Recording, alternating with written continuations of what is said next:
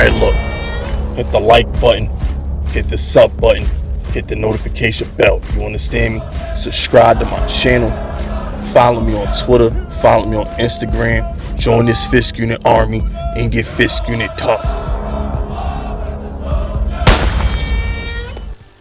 Alright, look. We late night creeping right now. Alright. I know it's late. I took a mean nap. Got home at 3 o'clock. I ain't wake up till now. It's 10 o'clock. But I'm going to give y'all this video. I'm going to drop this fire. You know what I'm saying? We creeping like TLC right now. Alright, it's booty call hours. Alright, we're going to call this booty call Fisk. You know what I'm saying? That's what we doing right now. But listen. Giants going to have a top 5 defense. Shout out to my man Kyle Pizzle. Shout out to Pizzle. You know, I saw Pizzle today. My man Kyle Pizzle is worried about the defense. He's worried about, you know, they're young. He's worried about they can improve in the secondary. You know, he's got some worries. And, you know, we're going to talk about this on the Outsiders Wednesday, 8 o'clock. You know what I'm saying? We're going to discuss this in detail. But I was thinking, let me just go ahead and put this in the atmosphere before the Outsiders. Y'all are aware that the Giants have a top 5 to top 10 player at every position group on defense? I mean, we don't lack at any position group on defense at all. Have y'all really sat back and looked at that? Like, if you look, right? Kayvon Thibodeau, we have a top 10 pass rusher, right?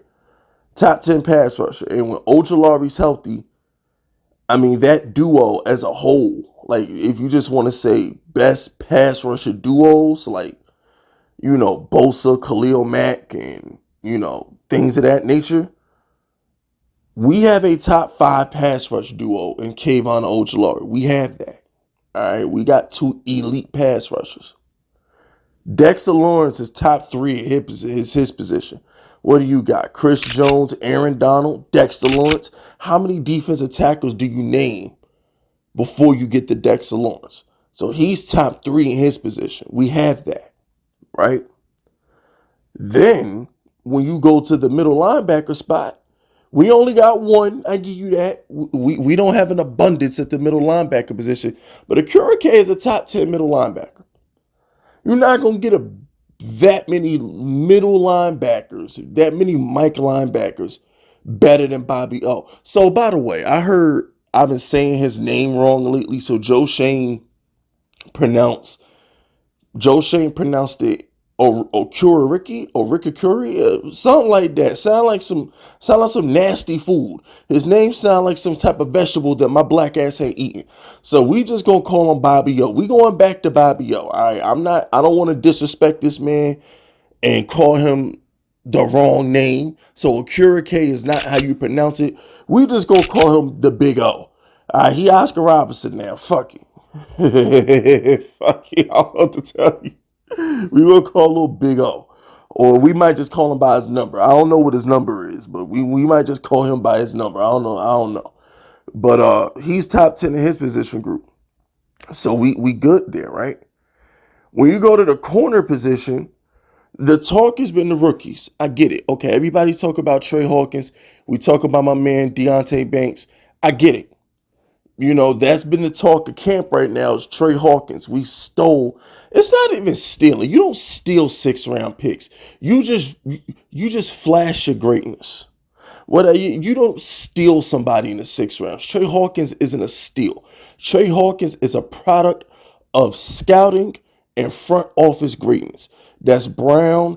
That's Shane. That is the front office just being smarter than everybody else. That's what Trey Hawkins is. Trey Hawkins isn't a steal.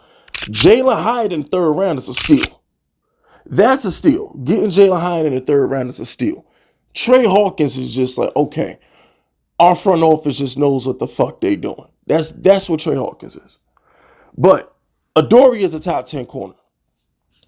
I ain't going to say top 5 because I think, you know, that's rough. Top 5 is rough.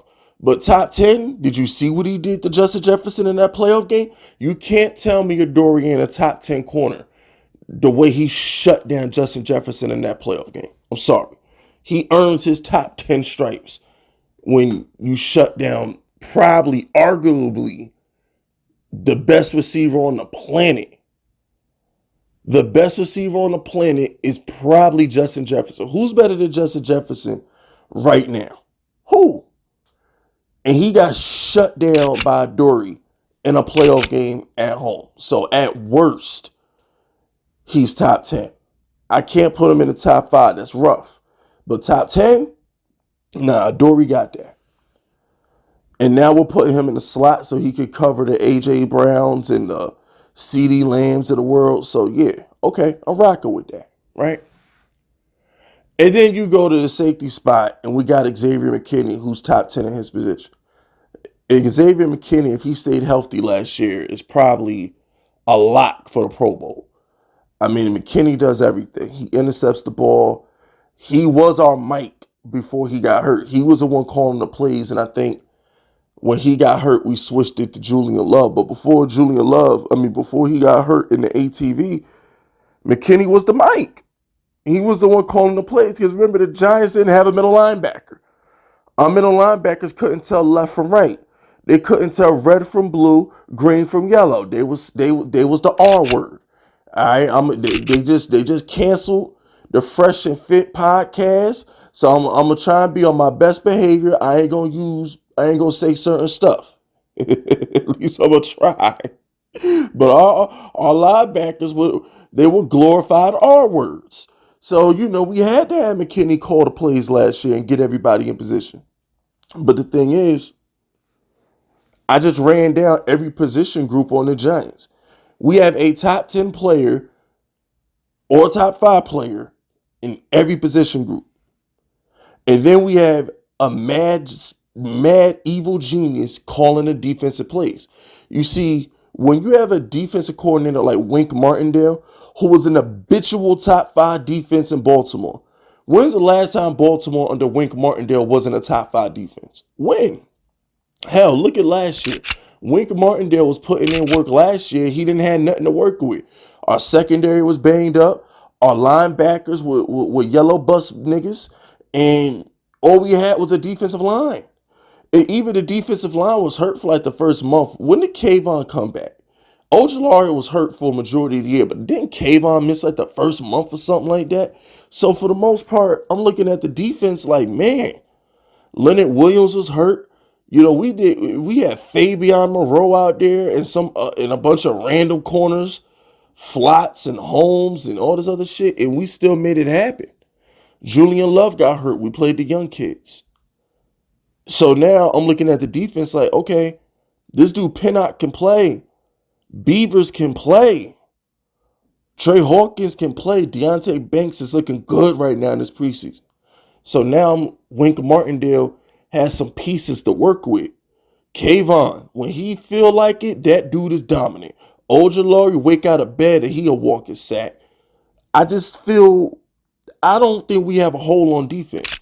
And I don't want to hear, we don't have a lot of middle linebackers and we don't have a lot of depth behind. Nobody has depth. It's very rare a team can just survive injuries. Like, I hate when people say, we're not deep on the offensive line. No shit. It's hard enough to find starters on the offensive line. Y'all talking about, man, we ain't got no backups. Huh? Duh. But anyway, that's it. That's all, man. Subscribe to the unit. If you rocking with me, my name is Fist Vegas, and I approve this message.